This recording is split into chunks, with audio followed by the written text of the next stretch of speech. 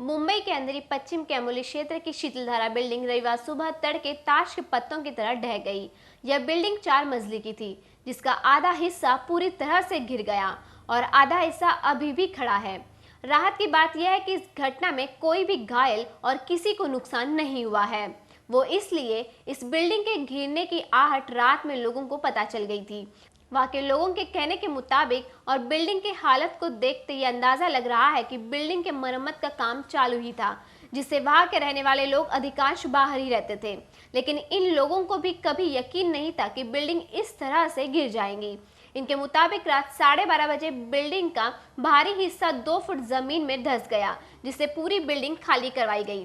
तुरंत सुबह बिल्डिंग का आधा हिस्सा गिर गया। प्रशासन अब इस बचे हुए हिस्से को कैसे ढाया जाए, इसके माथापच्ची कर रही है। वहीं दूसरी ओर इसमें रहने वालों को कब उनका आशियाना तैयार होकर मिलेगा, ये सोच कर बैठे हैं। ऐसी घटना इस इलाके में पहले भी घटी थी, तो फिर क्यों प्रशासन और सोसाइटी सतर्क नहीं थी? आखिरकार किसी की जान जाती तो इसका जिम्मेदार कौन होता? रविवार सुबह अंधेरी पश्चिम की एक शीतलधारा नामक इमारत का आधा हिस्सा ढह गया। यह इमारत केवल 4 माले की थी, लेकिन इसमें राहत की बात यह रही कि इस इमारत के ढहने से किसी को नुकसान नहीं पहुंचा। माल का तो नुकसान हुआ, लेकिन किसी की जान नहीं गई। आखिर वो यही वजह थी क्योंकि इस रहवासियों को मालूम पड़ चुका था कि इनकी इमारत की हालत ठीक नहीं है, क्योंकि इमारत जमीन में केवल 2 फुट धंस चुकी थी।